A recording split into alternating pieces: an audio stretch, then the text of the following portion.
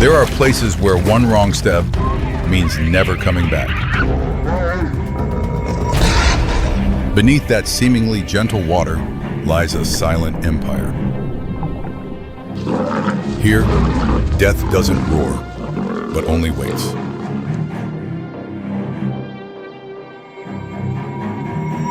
And when prey realizes this territory doesn't belong to it, it's already too late.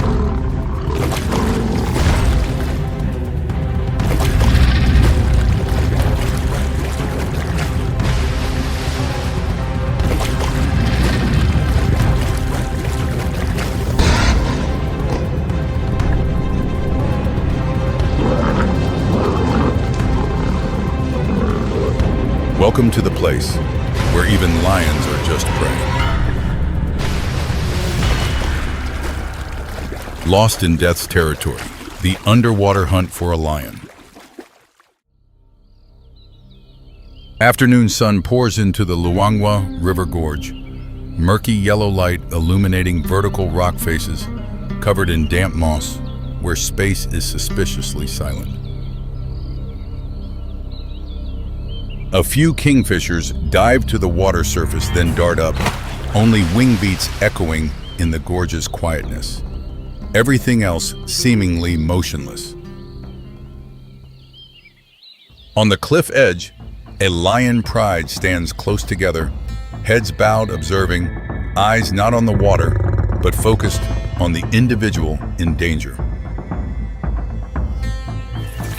Below, among smooth rocks near the water's edge, a lioness struggles to climb up, claws gripping the surface, but continuously slipping, getting closer to dangerous waters.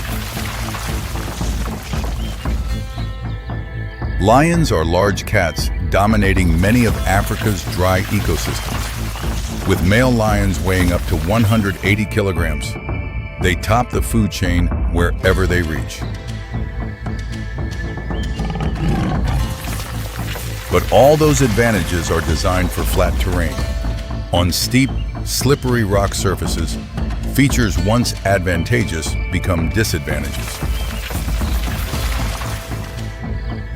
The lioness weighs about 130 kilograms, pulling her own body up the sloped face. Gravity quickly overwhelms pulling force, making efforts extremely exhausting. She fell while pursuing prey over the cliff edge, a small miscalculation leading to a long slide, placing her in a life-threatening situation. On the bank, the lion pride still observes. A low roar rings out, but no individual descends, because they know this rock face is a one-way trap. Below, the female tries to grip again. Front legs find footing, but the surface is unstable, pushing force insufficient to hold the body, and she slides down again. Distance to water surface continues closing. Current position not only disadvantageous in terrain, but also conceals another danger. A small ripple spreads from downstream, not from wind, not from current, but a sign of a creature slowly approaching.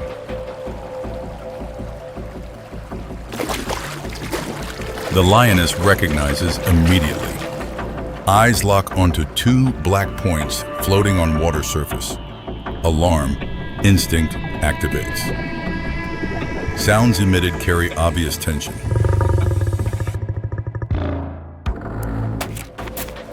Two black points motionless like rotten logs gradually surfacing, but hidden below is a 4-meter body. The real danger has appeared.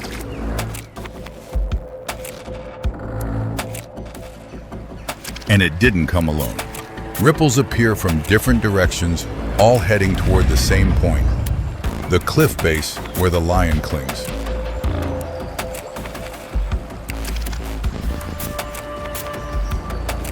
To understand the danger below, one must know that the creature patiently waiting has existed millions of years with body structure evolved optimally for hunting.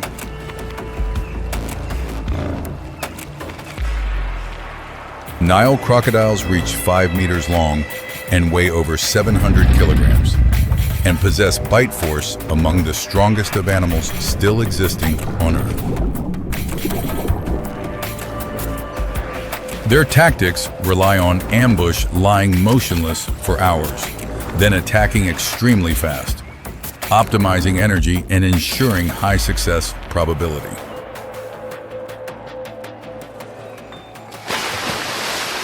After locking jaws, crocodiles drag prey underwater and perform the death roll, inflicting serious damage, and prey quickly loses resistance capability.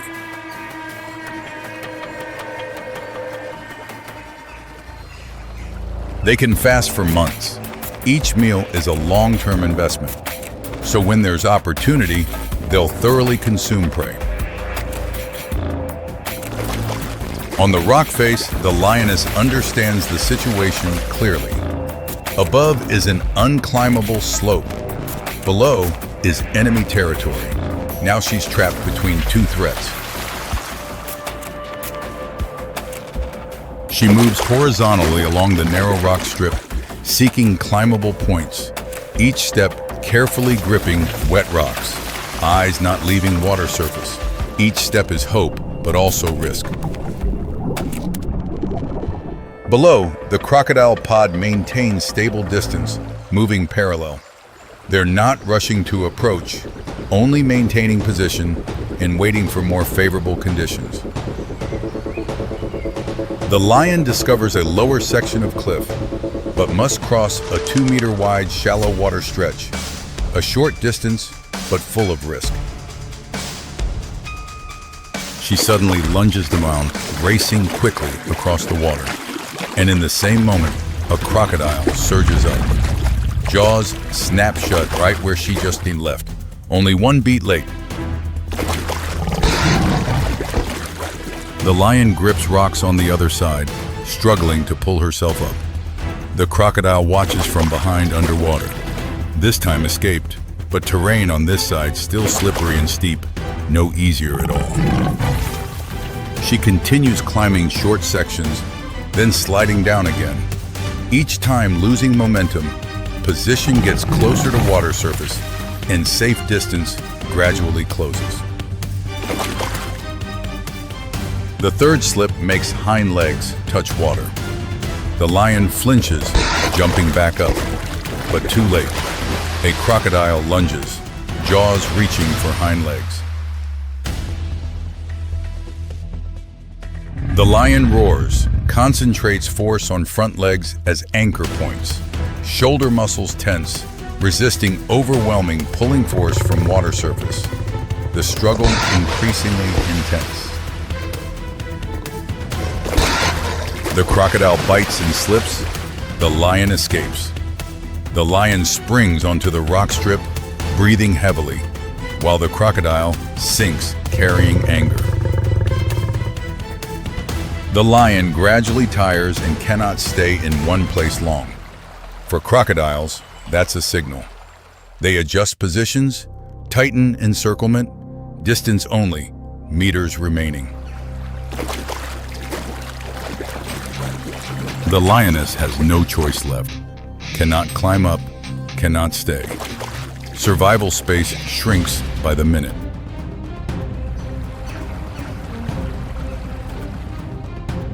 She moves faster, abandoning fear. Each step, each short leap utilizing every remaining foothold on the slippery rock strip. The crocodiles no longer wait. They simultaneously surge up when the lion crosses the narrow water section, jaws snapping shut consecutively in splashing water. The lion reaches the final rock outcrop. Ahead is the only gentle bank, but separated by a deep water section, while predators have closed in from behind.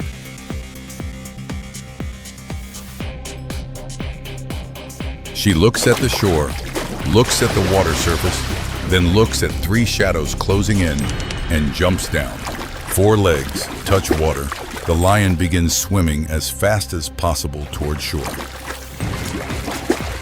Distance, gradually from shore, legs still touching bottom. But behind, crocodiles are accelerating. The largest submerges, disappears. This is the most dangerous moment. The lion nearly reaches shore. Front legs grip earth, pulling body up, but injured hind leg lacks strength, making her slide down, and that's all the crocodile needs. From behind, a crocodile surges up and locks jaws onto the rear section. Massive pulling force jerks the lion back into the water. The second crocodile immediately lunges in, clamping tight on front shoulder. 2 pulling forces from 2 directions make the lion sink half submerged. Only head and 1 front leg protruding. The death roll begins. Lion's body dragged completely under. Water surface churns violently, then gradually settles, returning to initial calm.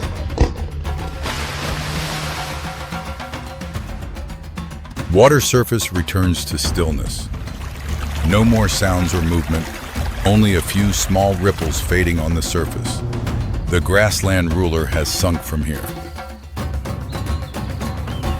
Above, the lion pride stands silent. Calling sounds echo down, no response. Only wind blowing through the gorge echoes back. After several tries, they fall silent. After a few minutes, one by one, leaves the cliff edge. They leave without looking back.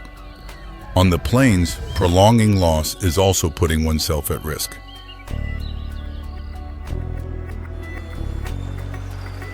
Below the Luangwa River, crocodiles drag prey to the deep bottom, holding it for natural decomposition process before beginning the meal. Nile crocodiles can fast for months, and today's meal is a 130-kilogram lioness, enough to feed them for many weeks. The confrontation closes according to environmental law. When entering water, advantage belongs to water-adapted creatures. On that territory, all land advantages lose value.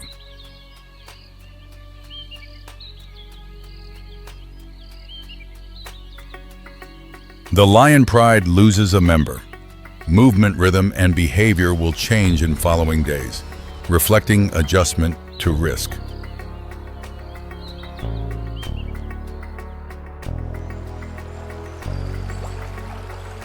Dusk arrives.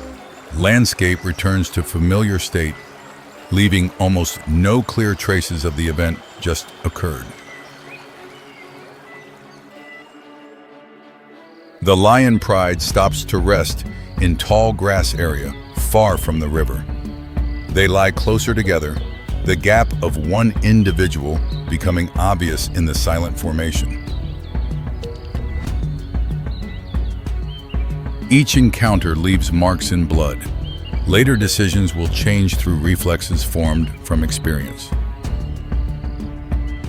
Below the river, crocodiles continue moving slowly. Eyes, nose protruding, then sinking back. The observation cycle and endless patience count again from the start. In the Luangwa ecosystem, lions and crocodiles share the food chain apex, each species dominating half the world. When boundaries are erased, advantage belongs to the side adapting better to conditions at that moment. Each rainy season, water rises. Dry season, water recedes. Boundaries continuously change. Encounters repeat. No permanent winner, only temporary adaptation. Today's lioness didn't fail from lack of strength. On land, she's the ruler. But when conditions change, mass and body structure itself become disadvantages.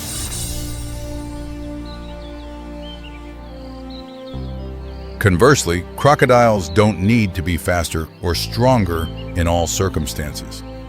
They only need the right environment, where their advantages are maximized.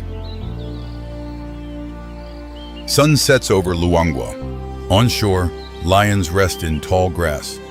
Below water, crocodiles hide. Two parallel worlds, meters apart, but deciding survival. Tomorrow morning, though one individual fewer, the lion pride's rhythm doesn't stop. They'll avoid the riverbank, continue hunting on grasslands, and remember dangerous boundaries. Night wind blows through the gorge, carrying scents of mud and damp grass. Traces on rocks gradually disappear. Bank edge returns as before. Nature erases what once occurred. Under moonlight, crocodiles hide in flat water. In a world where mistakes mean endings, silence sometimes is the sign of danger itself.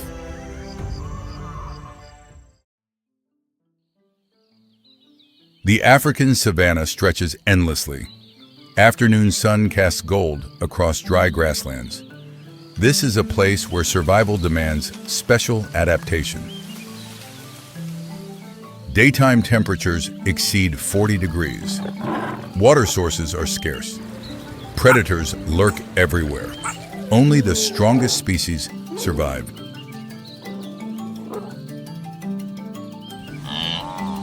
In this harsh land, many animal species have found ways to survive, running fast, stalking, or flying high. But one species chose its own path. In a cool rock den, a small creature is resting, black and white fur sharply defined.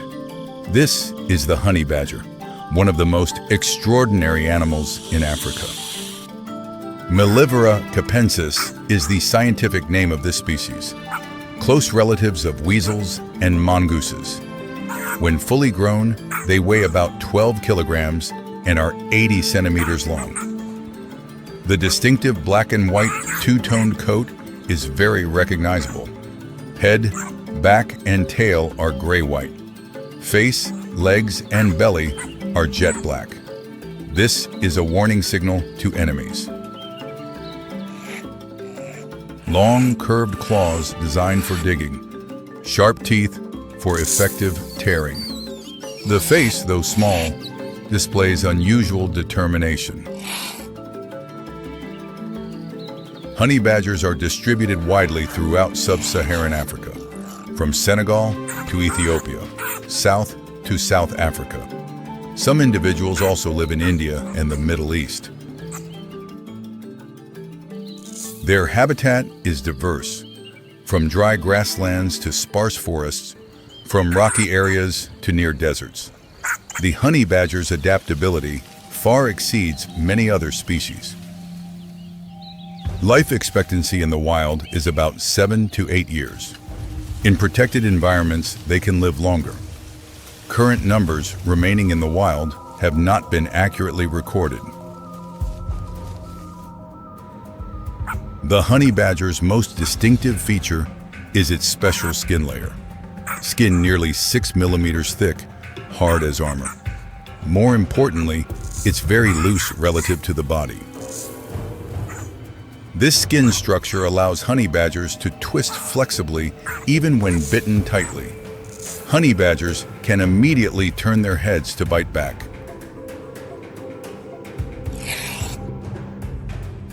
This skin layer can resist arrows, spears, even fangs. This is the result of thousands of years of evolution in a dangerous environment.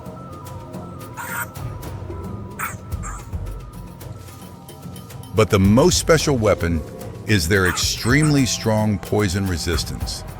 Their immune system can neutralize the venom of many dangerous snake species. Special antibodies in honey badger blood can neutralize cobra venom. Even venom from mambas or puff adders has little effect on them.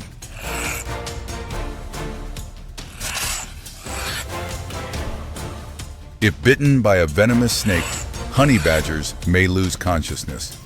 but after only about 2 hours, they will wake up as if nothing happened. After recovery, they usually return and eat the very snake that just bit them. This behavior demonstrates this species' steadfast hunting instinct.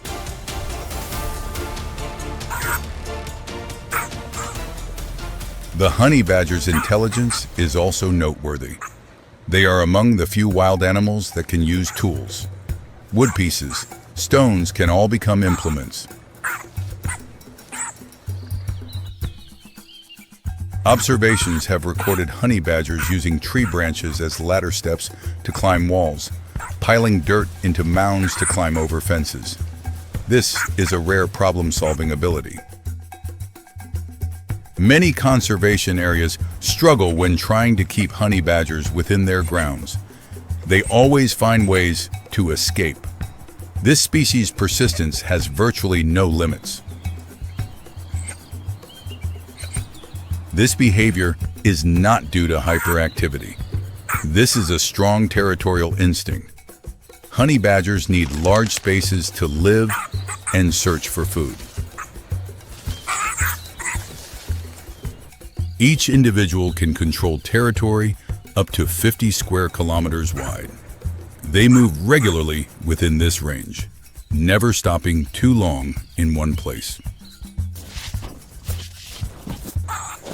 Honey badgers are omnivores with an extremely diverse diet, from insects, reptiles, birds, eggs, to fruits and roots.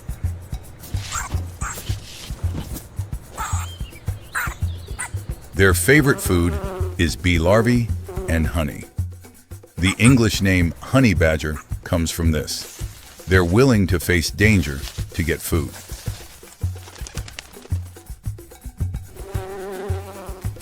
When discovering a beehive, honey badgers don't hesitate to attack. Thousands of stinging bees don't deter them. The thick skin layer protects effectively. They use powerful claws to break open the hive, then enjoy the larvae inside. Sometimes they eat even the adult bees.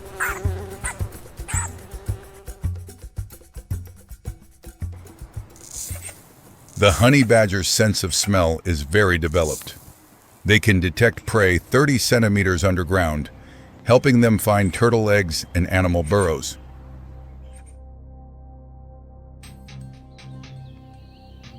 The honey badger's snake hunting skills are particularly notable.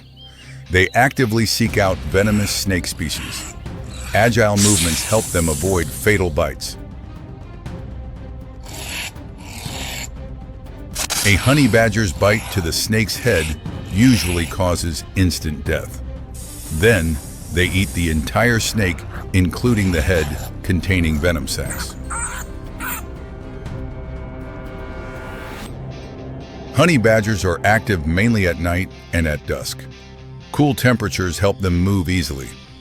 During hot days, they rest in rock dens or tree shade.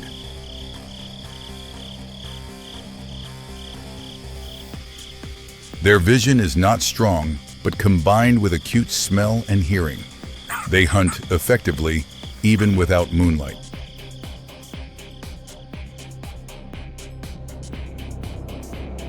When not digging their own burrows, honey badgers often seize burrows of other animals.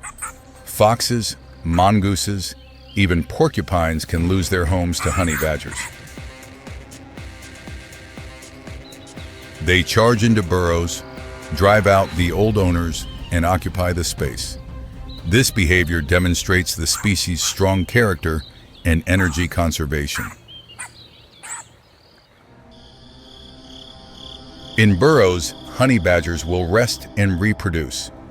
Young are usually born 1 to 2 per litter. Mothers nurse young for 12 months before they become independent. Despite their small size, honey badgers are famous for their extraordinary courage. They don't avoid any enemy, even the largest predators in Africa. Lions, leopards, hyenas have all tried to attack honey badgers, but the special skin layer and ferocity make them usually give up. Not worth the effort. When threatened, honey badgers emit high-pitched sounds and stand up to look bigger. They don't back down, even willing to charge and attack first.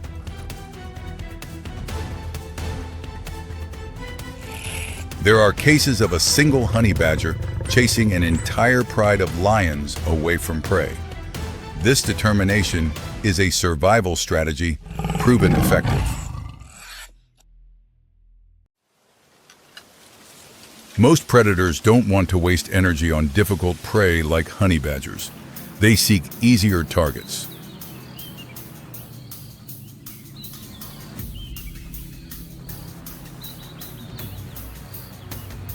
However, honey badgers are not without enemies. Giant pythons can strangle them. Eagles can catch inexperienced young.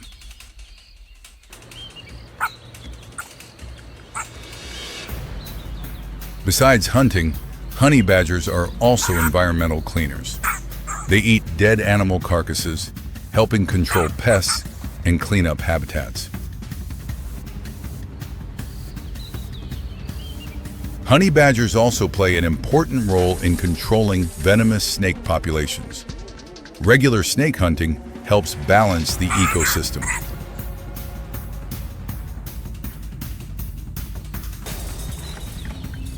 The honey badger's behavior of destroying beehives also has ecological effects. Many insect species and small birds benefit from destroyed hives.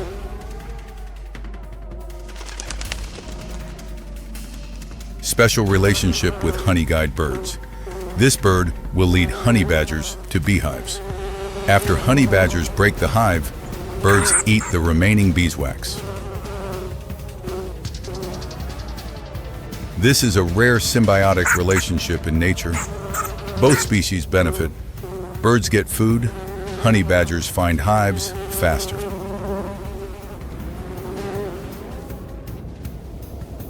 However, this relationship is gradually decreasing due to shrinking habitat. Both honey badgers and honey-guide birds need large spaces to survive.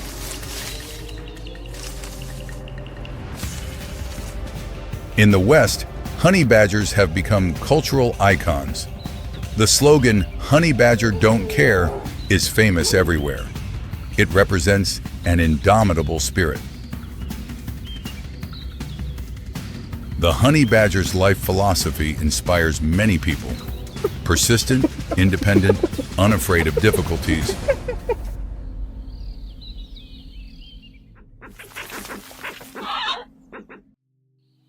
Despite their tough exterior, honey badgers are also creatures that need protection. Their habitat is gradually shrinking due to expanding farming and livestock. Farmers sometimes hunt honey badgers because they attack poultry. Poisoning and trapping also threaten the species' numbers.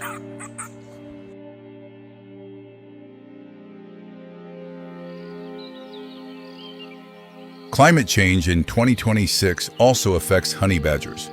Prolonged drought and rising temperatures reduce food sources.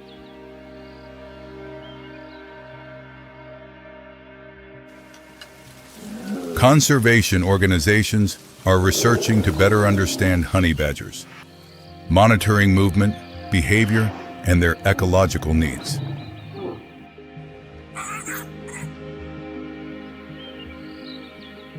Community education helps people understand the honey badger's role and find solutions for peaceful coexistence between humans and wildlife.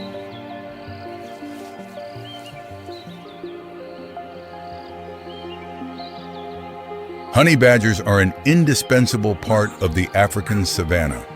Their presence is a sign of a healthy ecosystem.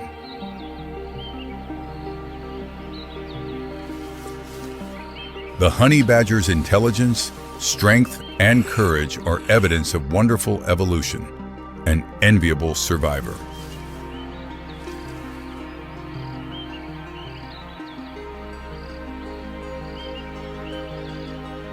In the challenging natural world, they never give up, never stop finding ways to survive.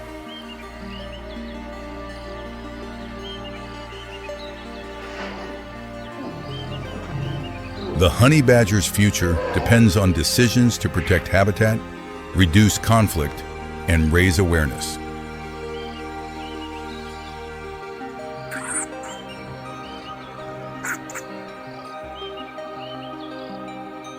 Honey badgers remind us that strength doesn't come from size. It comes from determination, from adaptability, and from relentless persistence. In the ever-changing natural world, honey badgers will continue to survive, as long as we give them the opportunity.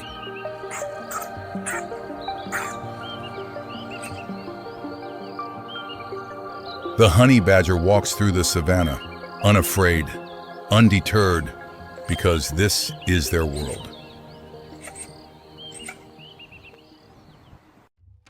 Africa, a continent of extremes, where life and death intertwine with each season. The dry season is coming, and an entire world is about to change. For 6 months, rain nearly disappears. Temperatures exceed 40 degrees Celsius. Rivers once full are now reduced to mere puddles. This is the greatest survival challenge of the year. The savannah stretches thousands of square kilometers. This is home to over 1,000 species of mammals, from tiny creatures to giants. All depend on water. But water sources are depleting rapidly. And as the drought becomes severe, the line between life and death grows thinner than ever.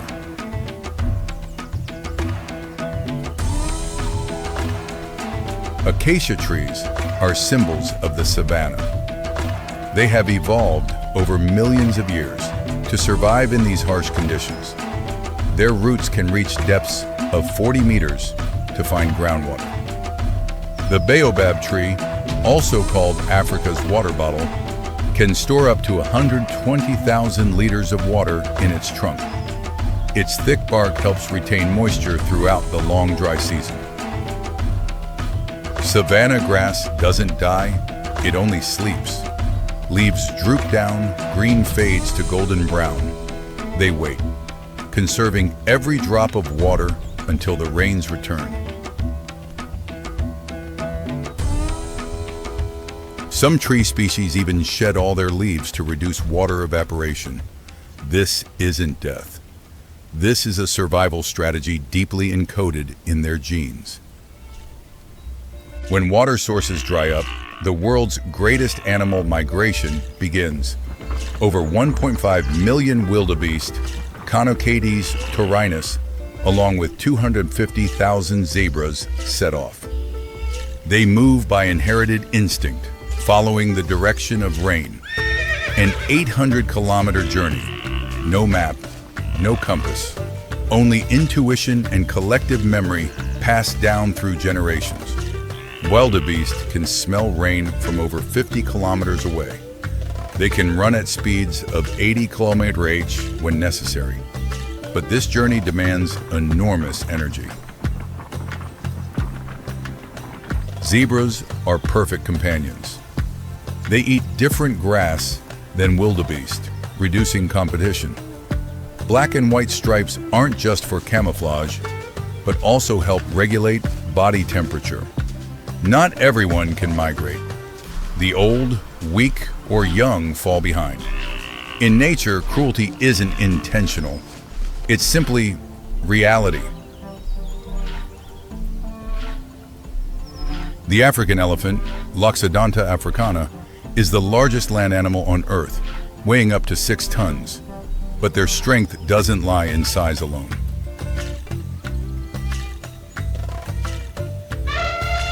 Elephants have remarkable memory. They remember the locations of waterholes that persist through multiple dry seasons. Herds are led by older females, carrying a lifetime of accumulated knowledge.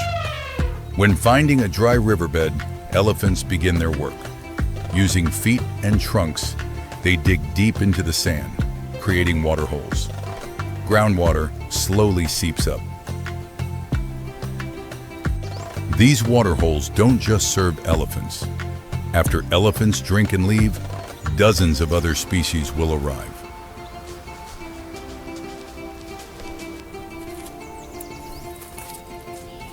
An adult elephant drinks up to 200 liters of water daily. They also consume up to 150 kilograms of vegetation. During the dry season, elephants can walk over 30 kilometers each day to find enough food and water. The dry season isn't a disaster for everyone. For carnivores, this is the best hunting season of the year. Scarce water sources become mandatory meeting points for prey. African lions, Panthera leo, are social hunters. Females work in groups, coordinating closely. Average weight 130-180 kilo. Maximum speed 80 km/h in short bursts. They choose positions near water sources, lying still in the shade. Patient, unhurried. Waiting for prey exhausted and off guard after days without water. An ambush unfolds in a flash, from stillness to motion in mere seconds. Antelopes react immediately, but not always fast enough. Lions' success rate is only about 30%, but during the dry season, this number increases significantly. This isn't cruelty. This is nature's way of maintaining balance. The cheetah, Zachinonyx jubatus, chooses a different strategy. They hunt during the day, relying on speed. Fastest among land animals, reaching 110 km/h in just 3 seconds. Unlike lions, cheetahs hunt alone. They target young or smaller animals. Their bodies are designed for speed, not strength. The chase ends in 20 to 30 seconds. Cheetahs use non-retractable claws to increase ground grip. Long tails balance the body when changing direction at high speed. After catching prey, cheetahs must eat quickly. They're too small to defend food from lions, hyenas, or vultures, usually only 30 minutes before being robbed. The last remaining pools are now packed with crocodiles. Nile crocodiles, Crocodilus niloticus. They've existed since dinosaur times. As water recedes, crocodiles concentrate more densely. They can survive months without eating thanks to slow metabolism. Heart rate drops to just 2 to 3 beats per minute. But they remain alert. Every animal coming to drink is an opportunity. Crocodiles have the strongest bite force in the animal kingdom, up to 2,200 kilo per square centimeter. The attack happens suddenly, from complete stillness to extreme violence in an instant. Crocodiles use powerful tails to lunge forward, jaws snapping shut in 1/140th of a second. Not every attack succeeds. Many prey escape through quick reflexes or luck. Crocodiles return to their original position, waiting once again.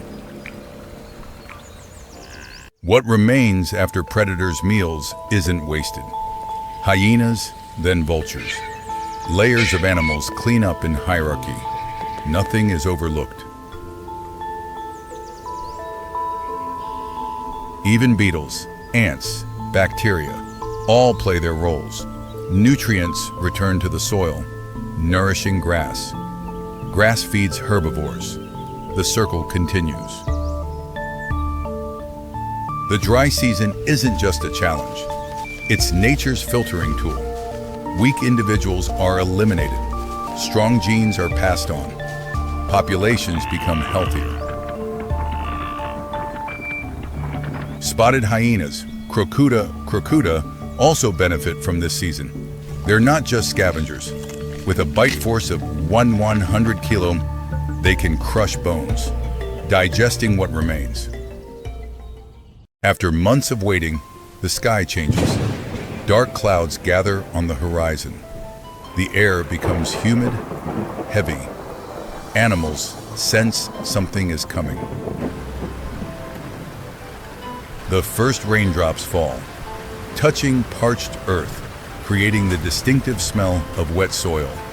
This smell has a scientific name, petrichor, the scent of life returning. Within hours, the landscape transforms. Cracks in the ground are filled, puddles form, small streams flow again. The savanna drinks deeply, quenching its long-held thirst. Animals react immediately. Antelopes leap and dance in the rain. Even lions show excitement. Everything seems to breathe a sigh of relief.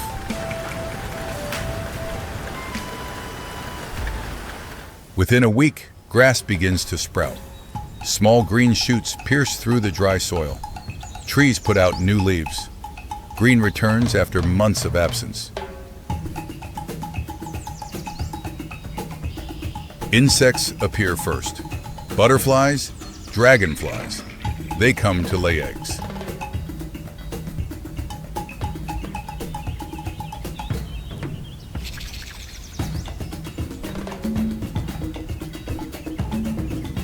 Migratory birds return from afar. They know this is the best time to breed. Food is abundant. Water is plentiful. Ideal conditions for raising young. Herbivores no longer need to migrate far. Food sources return. Young are born during this time. Survival rates are much higher than during the dry season. The rainy season will last about 6 months. Then, the sun will rain again. Clouds gradually disperse. Temperatures rise once more. And the cycle will repeat from the beginning. Africa's savanna has existed like this for millions of years. Dry and rainy seasons alternating, creating the rhythm of life. Without drought, there would be no ecosystem as we know it today. The dry season tests, the rainy season heals. This is the law of this land. And every creature here carries within them the instinct to survive through both seasons. But African nature has survived many trials. It has remarkable recovery abilities, if given the chance.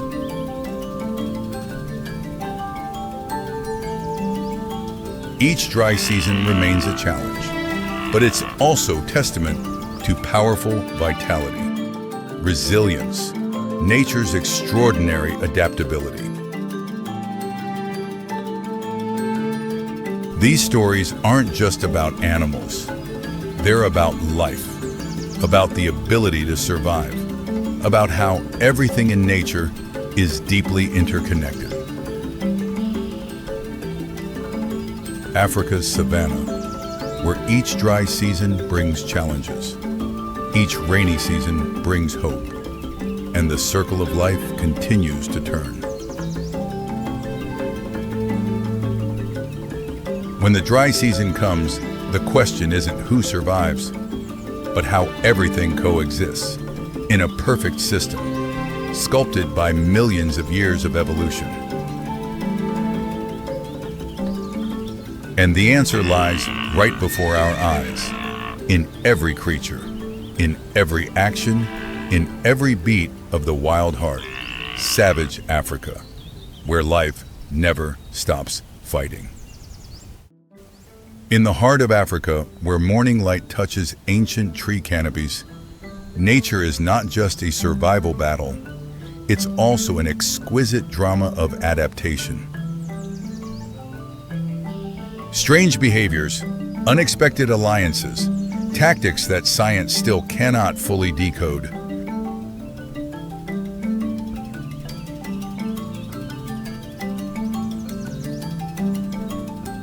From tropical rainforests to arid grasslands, Life has evolved along complex paths that humans have only begun to observe and understand.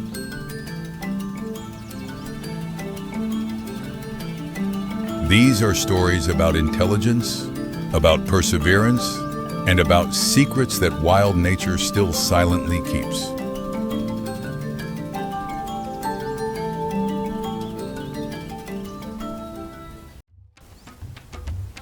In Queen Elizabeth National Park, Uganda, there's a phenomenon that even zoologists were once surprised by.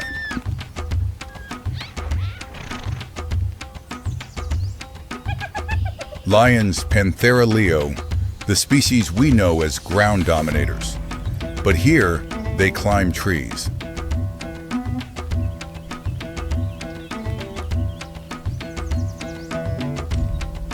Not just a few individuals, but entire prides. They lie draped across thin branches over 5 meters above ground.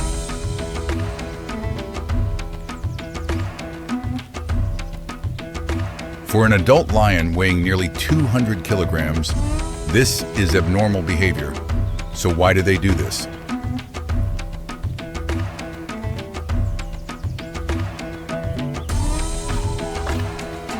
The first reason is to avoid tsetse flies and blood-sucking insects. Up high, the wind blows cooler, and there are fewer insects.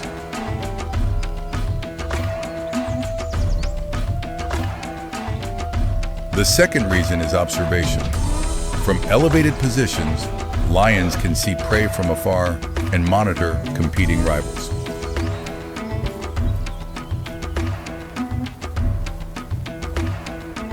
And the third reason is cultural adaptation.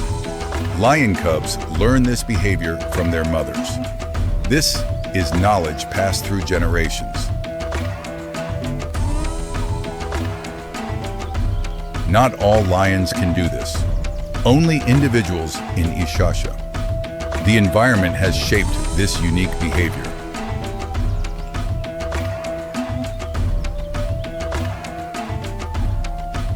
Lions lying in trees, looking down at the world below, like kings without thrones, but still ruling.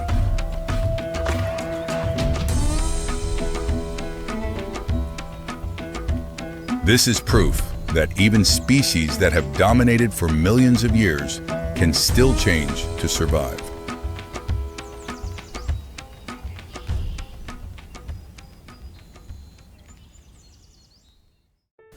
In the heart of Africa and South America, where rivers can disappear completely, there's a miraculous creature called the lungfish.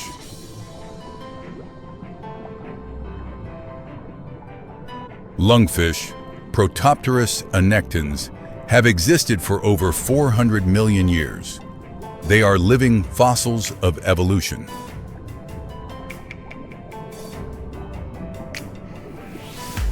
When dry season comes and water depletes, most fish species will die.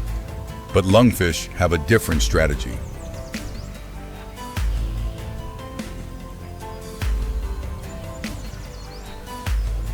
They dig a burrow in mud, curl up, and begin secreting a mucus layer surrounding their body.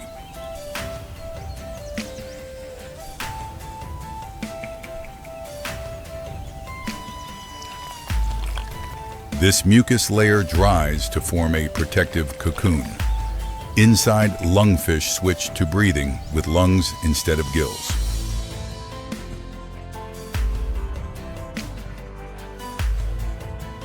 This state is called estivation. Heart rate slows. Metabolism reduces to minimum levels. They can survive like this for many years.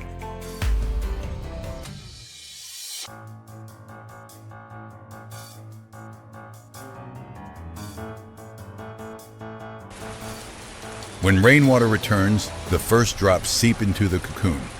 Lungfish begin to wake. The mucus layer dissolves.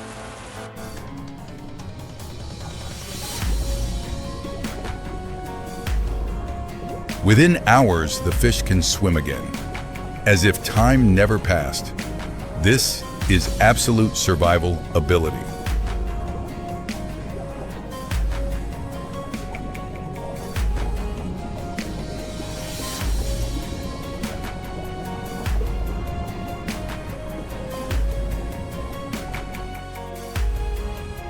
proof that life can exist even in the harshest conditions.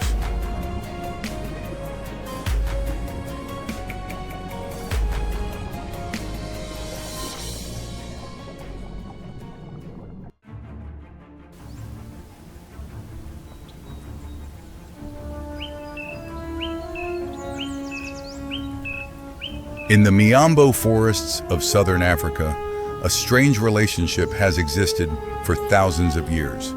It's the symbiosis between honey guide birds and honey badgers. Honey guide birds, indicator, are small birds with gray-brown plumage, but their abilities far exceed that modest appearance.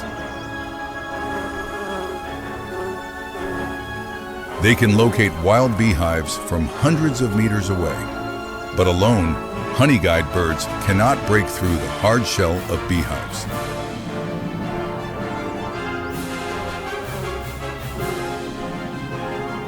And this is when the companion appears. Honey badger, Mellivora capensis, one of the most fearless animals on the planet.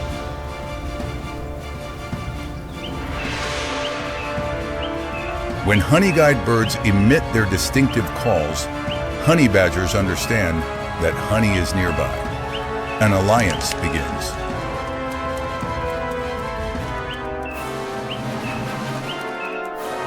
Birds fly from branch to branch, continuously signaling directions. Below, honey badgers silently follow, each step slow and patient.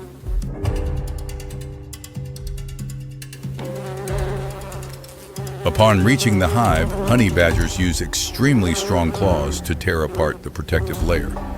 Their thick skin is barely affected by stings.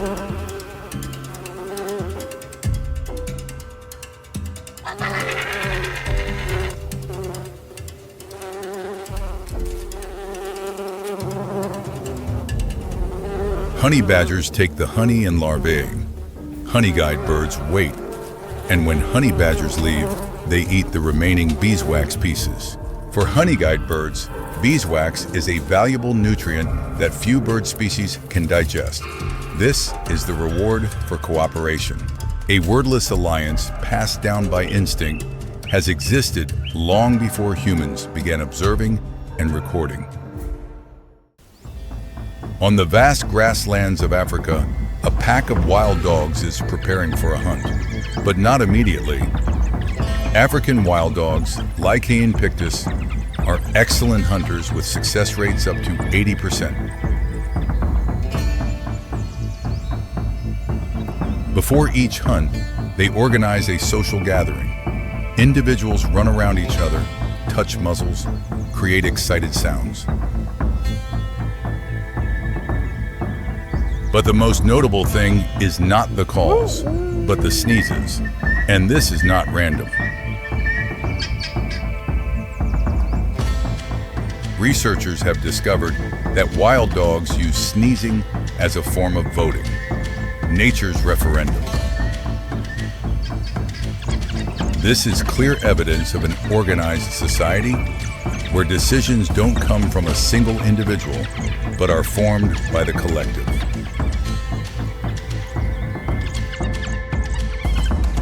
When enough votes are collected, the wild dog pack immediately switches to action, racing into grasslands at speeds reaching 60 kilometers per hour.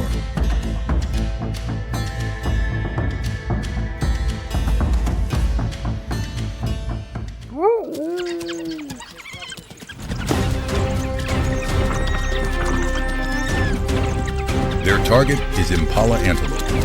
The chase lasts many minutes, requiring precise and synchronized coordination.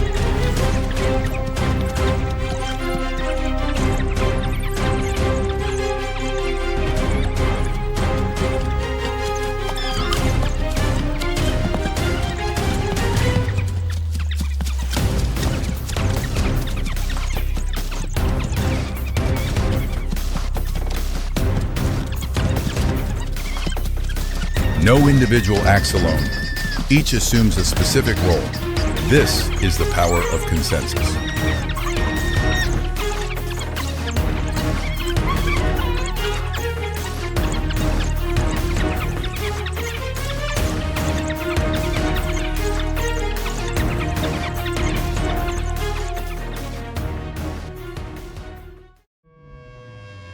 Beneath murky water, a crocodile appears like a harmless piece of rotting wood. Perfect camouflage art helps it disappear completely before prey's eyes.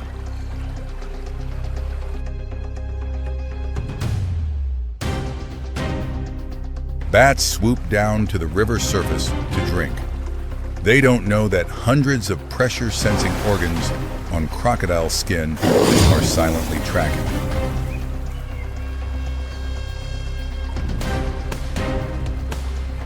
An explosive strike. The crocodile lunges at 12 meters per second, utilizing jaw force of thousands of PSI to finish the target in an instant. The life-death boundary just established through a perfect ambush. The river quiets again, continuing to conceal the assassin beneath the duckweed layer. From unexpected alliances to extraordinary survival tactics, wild nature never stops surprising.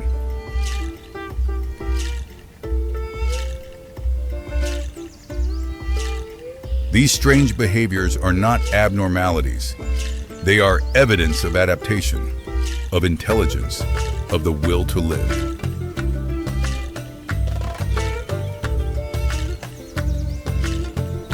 Each species carries its own story, and each creature holds an irreplaceable role in the grand picture of life on Earth.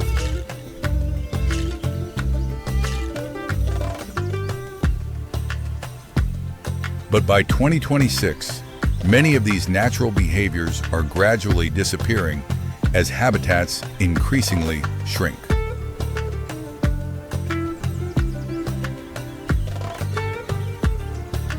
Conservation is not just preserving species. It's preserving unique behaviors, knowledge passed through generations.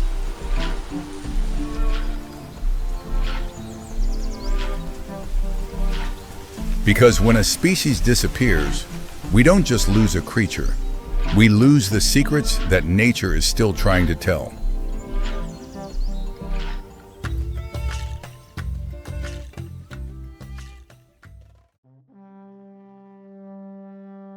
In the dense forests of Africa, morning sunlight filters through the canopy, where every creature seeks to survive in its own way. This is home to antelope, monkeys, wild pigs, and countless bird species. But here too, in the darkness of thick canopies, a hunter watches. Each leaf trembles slightly. This is no ordinary forest. This is territory of nature's most perfect predator. In dappled light, rosette spots appear clearly. This is the leopard, one of the planet's most mysterious and talented big cats.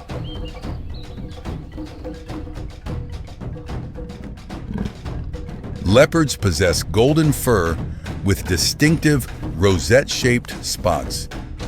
Each individual has unique patterns, like human fingerprints. They can weigh up to 90 kilograms, but what's special is in size. What's special lies in body design.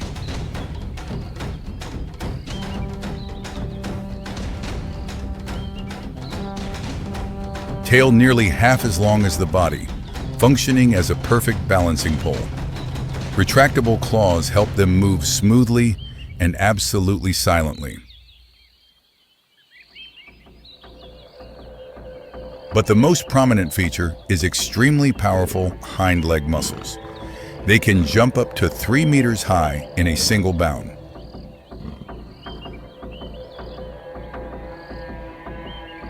Leopards are the only big cats that can live completely in trees. They eat, sleep, even give birth on branches dozens of meters high.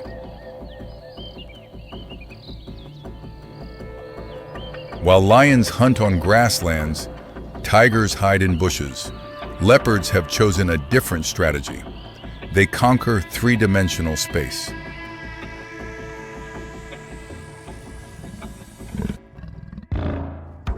Sharp yellow eyes scan every space. Hearing 5 times more acute than humans.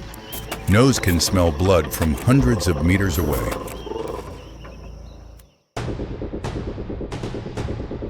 Now the mission is clear. An antelope grazes not far away. It hasn't yet realized it has entered the sights of the perfect predator. Leopard moves like a ghost, each footstep placed precisely.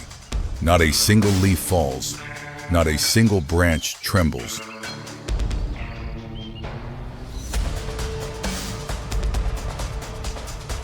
Distance narrows, 5 meters, 4 meters, body lowered, tail stretched straight to maintain balance. The moment has come.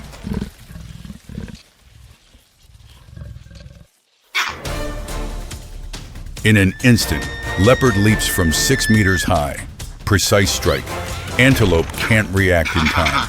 Speed and strength perfectly combined. But the work isn't finished. On the ground, blood smell will attract enemies. Hyenas, lions, even wild dog packs can steal prey.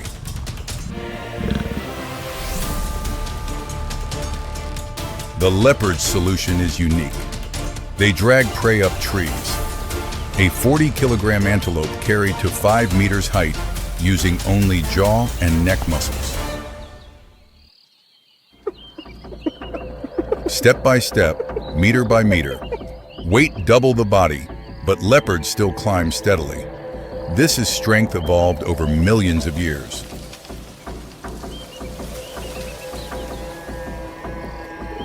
Reaching safety, the meal begins. Leopards can eat up to 20 kilograms of meat at once. Leftover food will be stored in trees, away from thieves. But it's not always favorable. Sometimes prey isn't on the ground. They're right in trees, among thick canopies.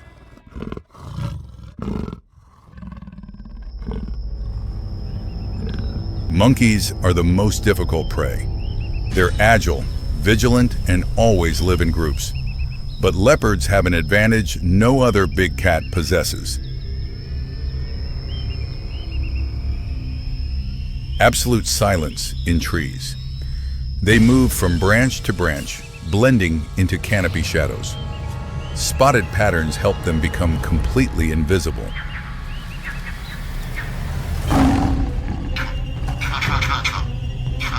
In an instant, the attack occurs. In midair, among fragile branches, leopard strength and skill are fully displayed.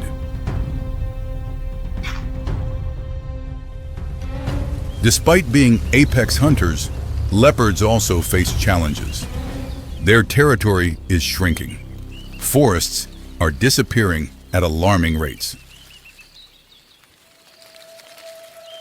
Leopard numbers in the wild have decreased over 30% in the past 3 generations. From African deserts to Asian rainforest, the story is the same. But adaptability has helped leopards survive through millions of years. They can live in minus 30-degree or 45-degree heat.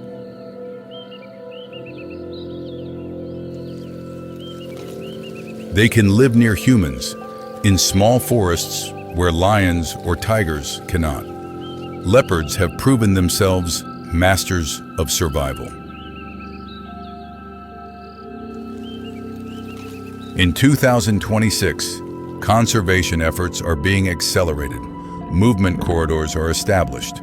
Forests are more strictly protected.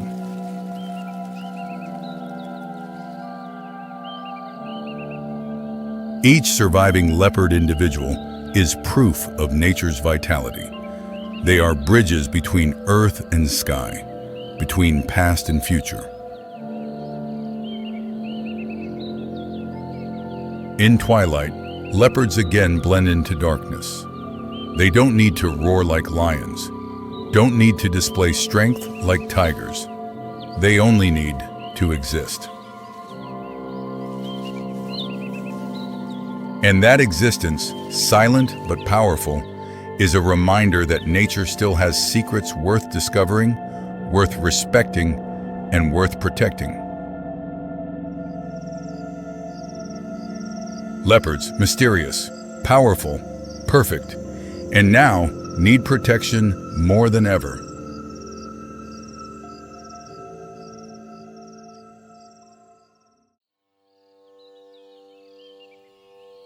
Dawn over the Serengeti grasslands. The first light of a new day spreads across the horizon.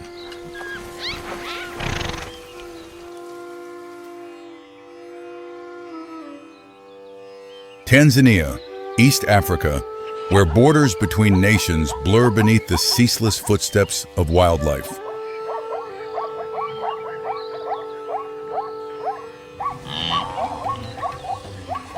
This is the land of great migrations, where millions of wildebeest and zebras move with cycles of rain and drought.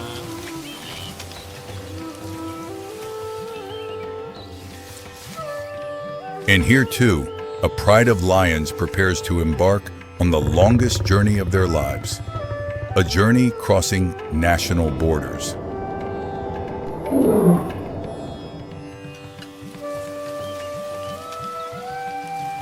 The pride consists of 6 adult females, 2 male lions, and 4 6-month-old cubs.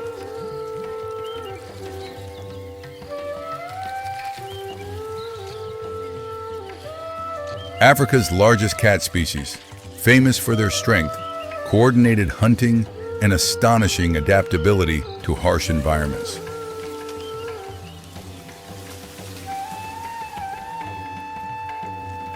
The dry season has lasted over 4 months, water sources gradually depleting, prey increasingly scarce.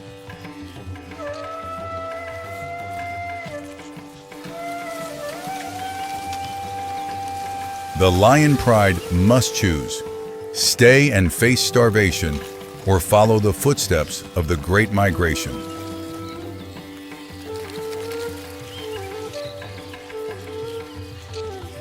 The decision has been made. The entire group will head toward Kenya, where rains have already begun arriving earlier.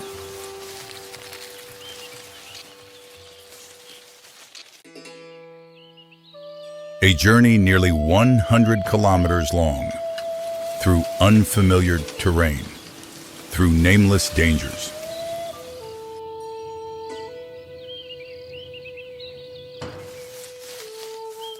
Wildebeest went ahead 2 weeks ago. The tracks still very clear. This is the route their ancestors traveled for thousands of years.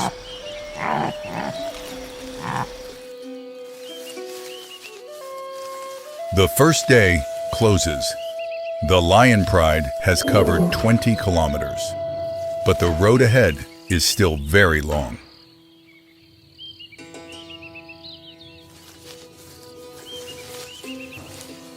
Lions are the most complex group living animals in the cat family.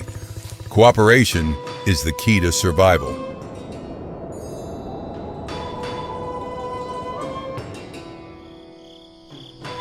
Lion eyes can see in darkness 6 times better than humans.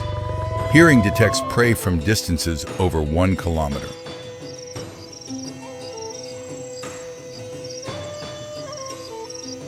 From afar rings the deep rumble of another lion pride, a clear sign they've entered territory.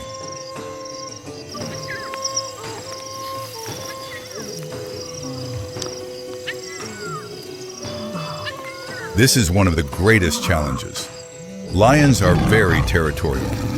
Any intruder is a threat.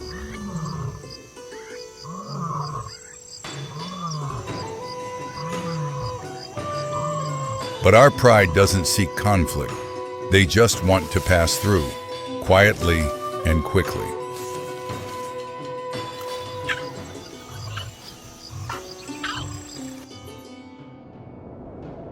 By dawn's break, they've passed through that territory safely. No bloodshed, a rare fortune on this harsh journey.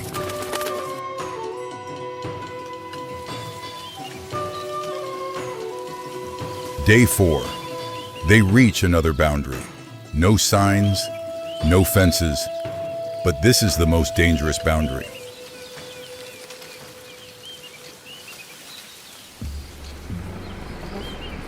Human boundary, roads connecting villages, engine sounds, strange smells, unfamiliar dangers.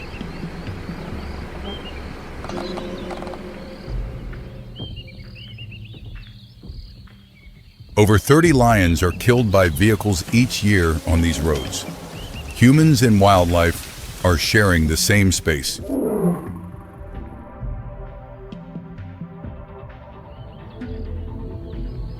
But greater danger still waits ahead. A Maasai herding village, where livestock roam free on the Savannah.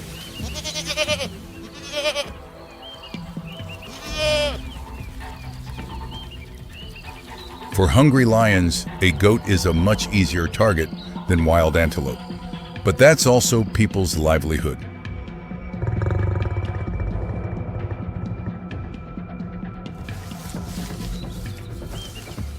The Maasai have lived alongside lions for hundreds of years. They understand their presence, but cannot always be tolerant.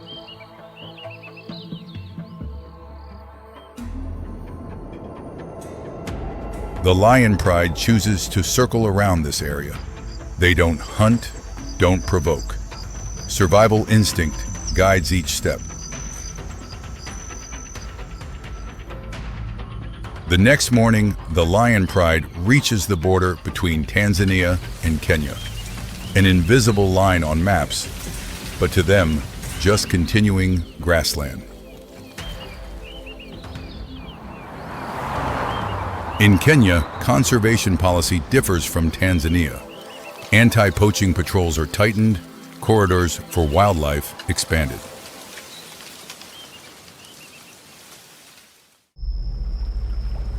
However, the greatest challenge still lies ahead. The Mara River flows swiftly, water murky and full of crocodiles.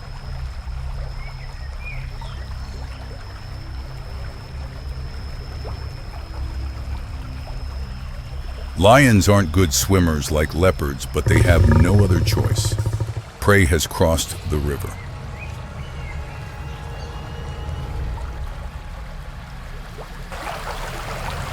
The male lion advances first to test depth. Water rises nearly to its head. It roars a signal.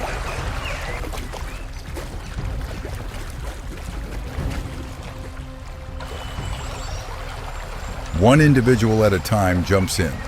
Cubs stay close to mothers. Current pulls strongly, but the entire pride swims with all remaining strength.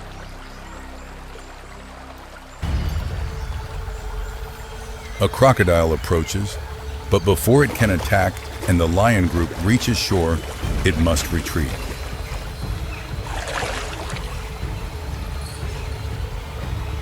All set foot on the other bank. Exhausted, but safe.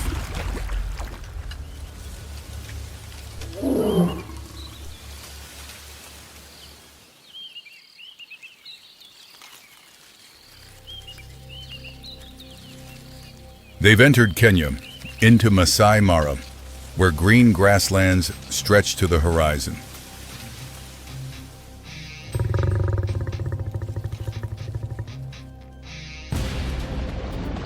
And prey is there. Thousands of wildebeest, thousands of zebras, gathered following early season rains.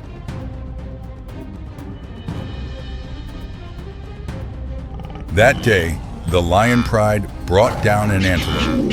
It's the first meal after nearly a week of hunger and thirst. And this time, all members share portions. In short attack phases, lions can reach speeds up to 60 kilometers per hour. However, the crucial factor is always surprise.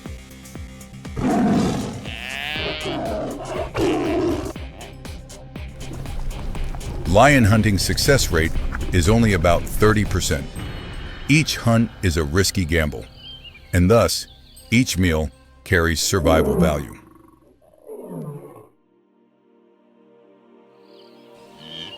But the journey isn't finished yet. The wildebeest herd will continue moving with the reins, and the lion pride will continue following their tracks.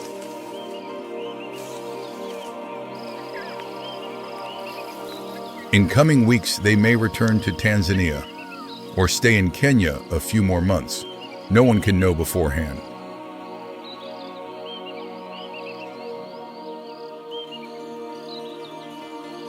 But political boundaries can't stop survival instinct.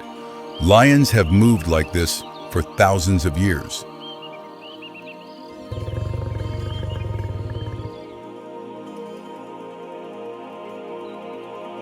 Today, only about 20,000 individual lions remain in the wild, decreased nearly 50% in just the past 30 years.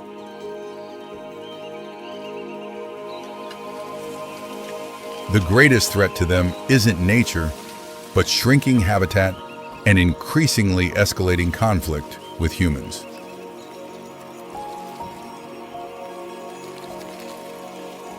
However, hope remains. In 2026, Kenya and Tanzania signed a cross-border conservation agreement.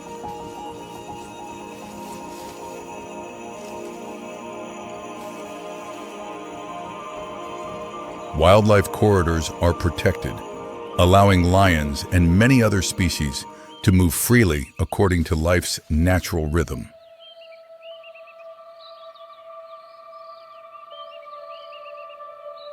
The Maasai play a crucial role in this effort. They are the first guardians and also the bridge between humans and wildlife.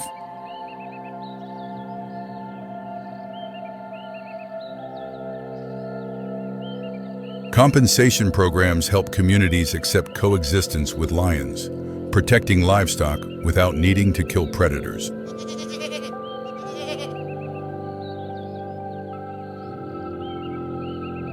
Educating the younger generation helps them understand that lions aren't enemies, but heritage, the country's common asset.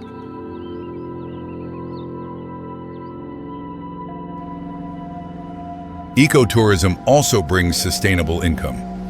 Throughout its lifetime, a living individual lion can generate economic value exceeding $1 million.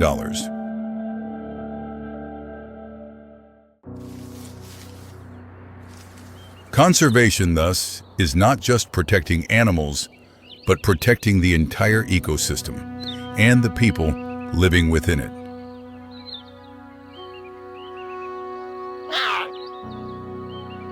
Our lion pride has now temporarily settled in Masai Mara. 4 cubs grow each day, stronger, more independent.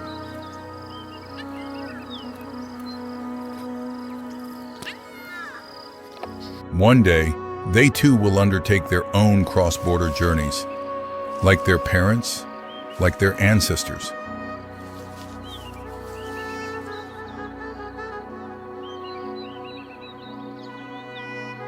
That journey will be less harsh if humans continue to protect and cooperate.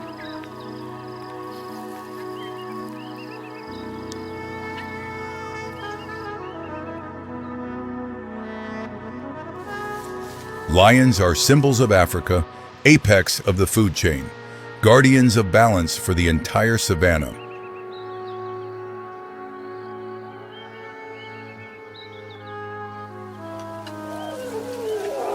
When we protect lions, we protect the entire ecosystem and ultimately protect ourselves.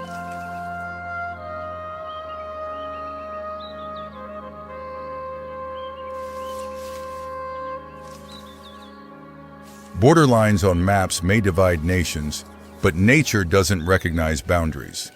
Life has no borders.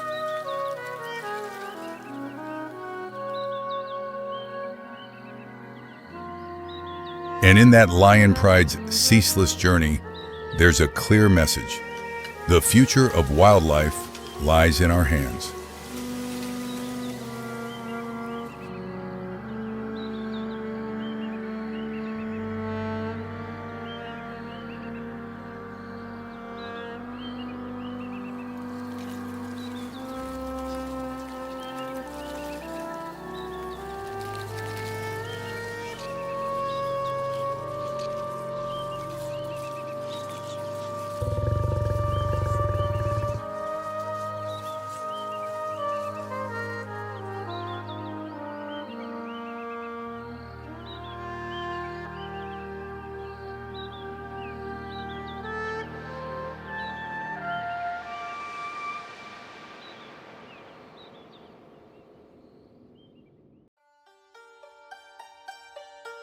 The Great Serengeti Plains, one of the largest wild ecosystems in Africa. In 2026, this place is facing unprecedented challenges. Average temperatures have risen 2 degrees Celsius in the past decade. The dry season lasts longer. Water holes are increasingly scarce. Life here is changing. This is home to over 3 million large animals: antelope, zebras, buffalo. But it's also the battlefield of two arch-enemies: lions and hyenas. For over 2 million years, they have shared the same land. But in 2026, old rules are being rewritten.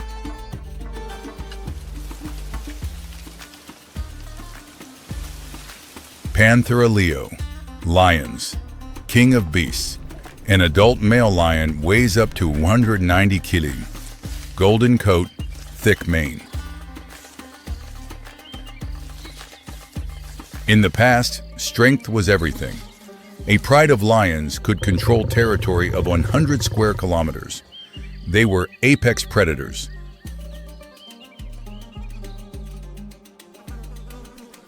But climate is changing everything. Temperatures of 45 degrees Celsius during the day. Lions are large, warm-blooded animals. They need tremendous energy to cool their bodies. Their solution is to lie still, 20 hours each day, just to avoid the heat. But this has a price.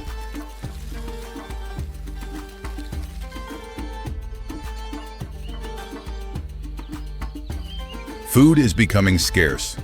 Large prides of 15-20 individuals are no longer effective. Too many mouths to feed and too little prey. The solution is to split up. Small groups of 2 to 3 individuals break away. Easier to find food, but also more vulnerable.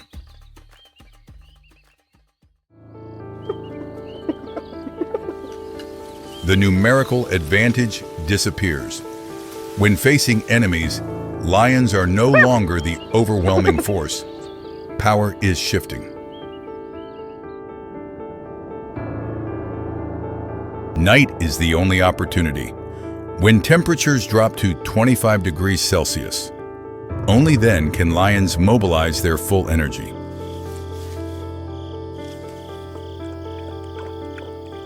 They become absolute night hunters. Night vision 6 times better than humans. This is their time.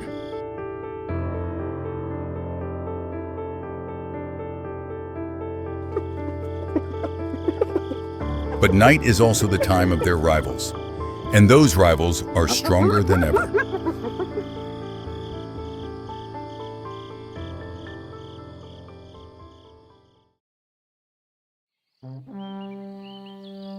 Crocuta, spotted hyenas. Nearly 3 times smaller than lions. But what they lack in size, they compensate with intelligence. Over millions of years of evolution, hyenas have become survival experts. In 2026, these skills matter more than ever.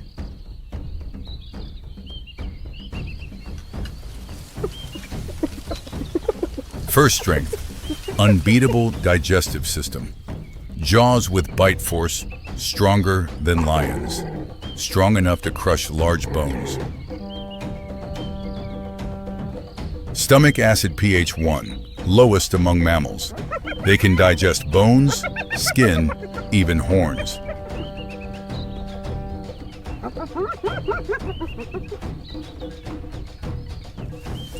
When lions only eat lean meat and leave the rest, hyenas return. They eat everything. Nothing is wasted. This is a huge advantage when food is scarce. Second strength, endurance.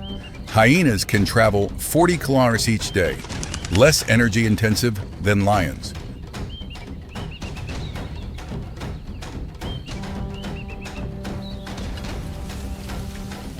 When water holes are far apart, lions must give up. But hyenas continue. They expand territory into lands where lions cannot survive. Third strength, social organization. A hyena clan can have up to 80 members with clear hierarchy.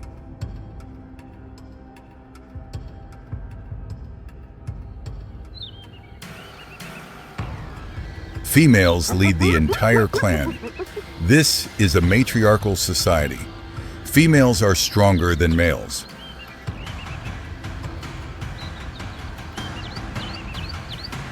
With large numbers, hyenas can do what was previously unimaginable: directly confront lions.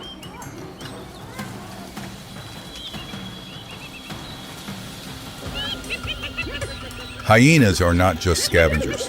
70% of their food comes from hunting. They are true hunters.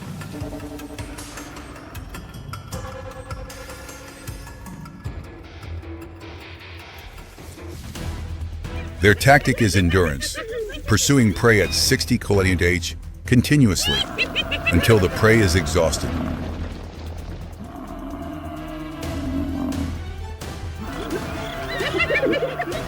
When one weakens, the entire clan concentrates. Tight coordination. 5 to 10 minutes later, everything ends. Highly efficient.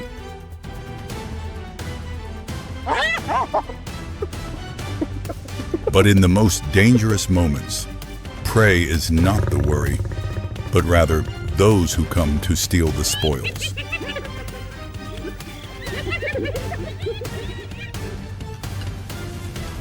Lions hear the sounds.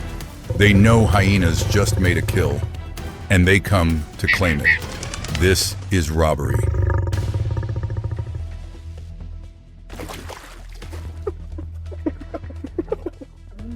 In the past, hyenas always lost, fled as soon as they saw lions. But in 2026, this instinct is changing.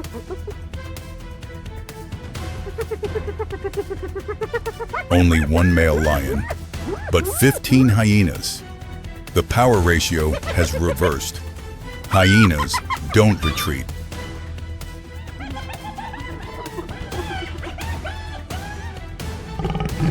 Hyenas advance, surround, growl.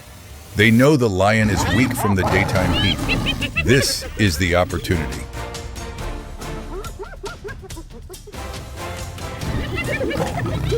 The lion roars, tries to threaten, but it's ineffective. Numbers are decisive. Finally, the lion must step back.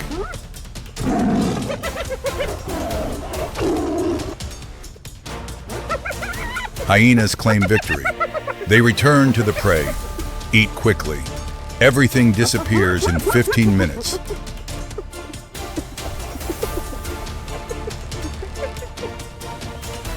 The lion is hungry. It must continue hunting. But energy is depleted. Tonight, it may have nothing to eat.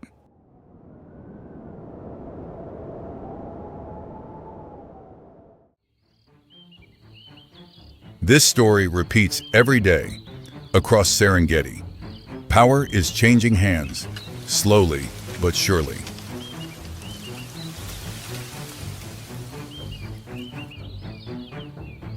But the biggest battle is not for food, but for water, the source of life for all species.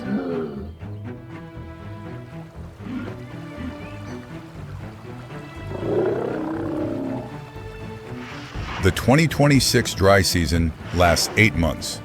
Within a 50-km radius, only one waterhole remains. All animals must come here. Afternoon. Temperature 42 degrees Celsius. A pride of lions approaches. They need water, but they are not the first visitors.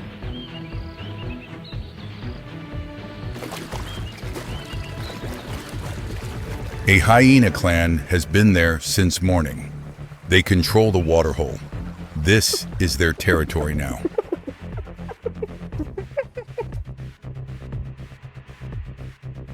Lions stop.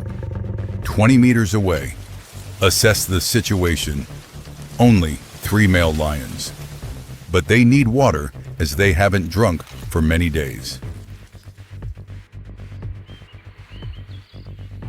A male lion advances, roars loudly, tries to create dominance. Hyenas stand up, unafraid. They roar back. Tension escalates. Lions move closer. Hyenas begin moving, surrounding the lions.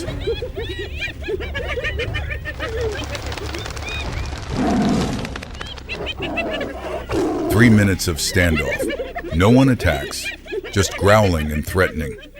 This is psychological warfare. Whoever is weaker will retreat.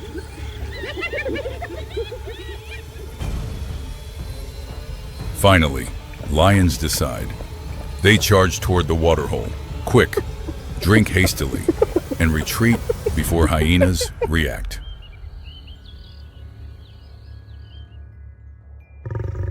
Hyenas give chase, but don't attack. They just want to assert power. Lions leave. Enough water to survive another day.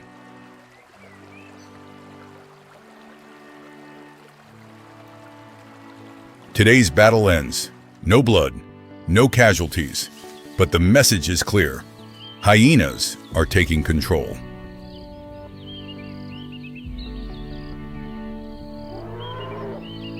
This is not an isolated case. Across East Africa, researchers are recording similar phenomena. Hyenas are expanding their influence.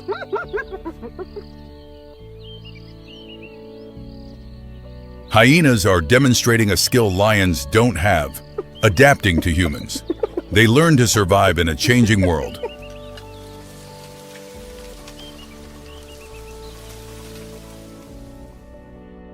Human water pumps become new destinations. Hyenas know where there's water. They come late at night, when no one's watching.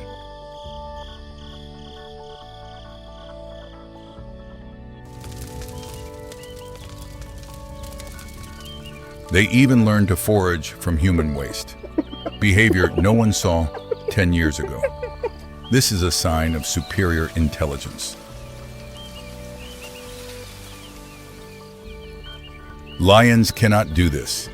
Their proud nature won't allow it. They are kings, cannot lower themselves.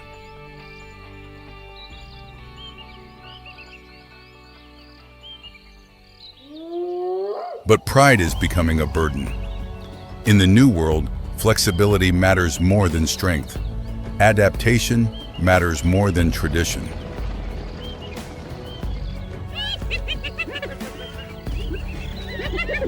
2026 data shows hyena populations increased 12% in 5 years, while lions decreased 8%. The trend is very clear.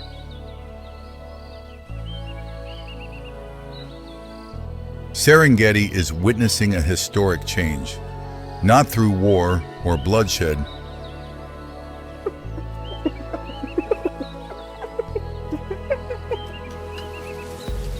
lions remain symbols, beauty, strength, and dignity. But these values are no longer enough to ensure survival.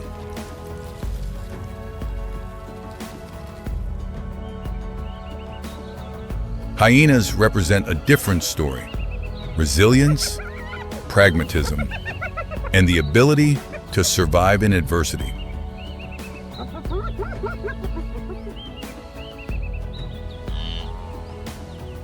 In a warming world, the strongest may not win, but the best adapted will survive.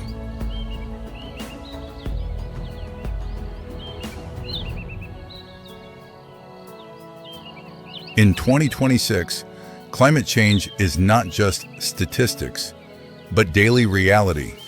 Each degree of temperature increase rewrites the rules of survival.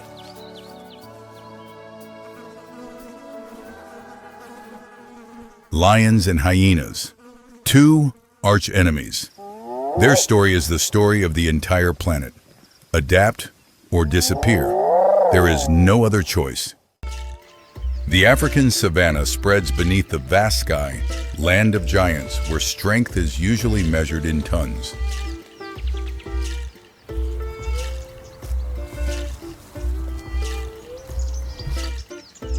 But strength in nature isn't only measured by size. There's another law, more subtle. It's the ratio between strength and body weight.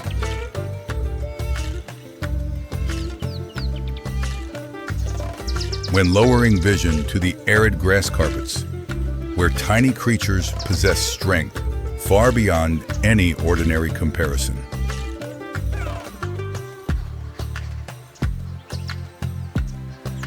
This is the story about strength in nature.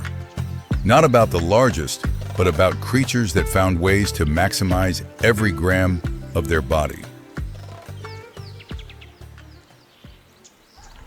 On a fresh buffalo dung pile, a small creature is working.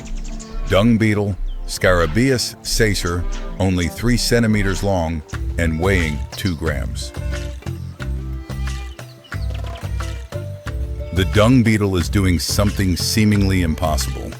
They're shaping and rolling a dung ball weighing 200 grams, 100 times their body weight.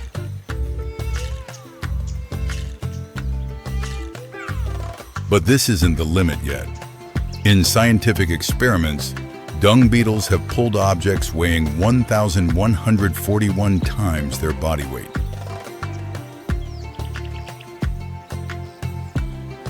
To visualize, this equals a person weighing 70 kilograms lifting 80 tons, nearly equal to a modern tank. The secret lies in body structure. Dung beetles have hard exoskeletons made from chitin. Muscles inside attach directly to the shell, creating an extremely efficient lever system. Not far away, a long line moves on the ground. Leafcutter ants, Adaptability, each individual weighing only a few milligrams, but carrying leaf pieces many times larger than their body. Leafcutter ants can carry objects 50 times their body weight, moving vertically and gripping firmly on all surfaces, even smooth ceilings.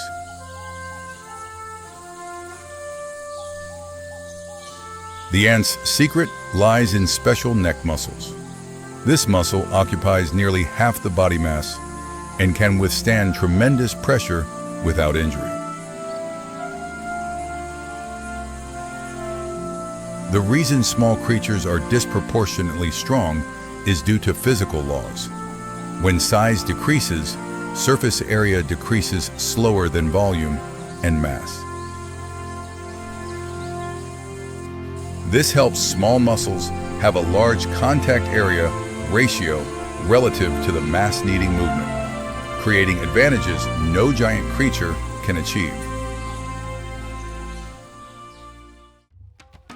But when we talk about absolute strength, the rules change completely.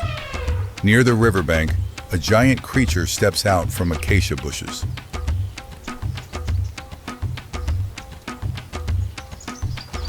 African elephant, Loxodonta africana.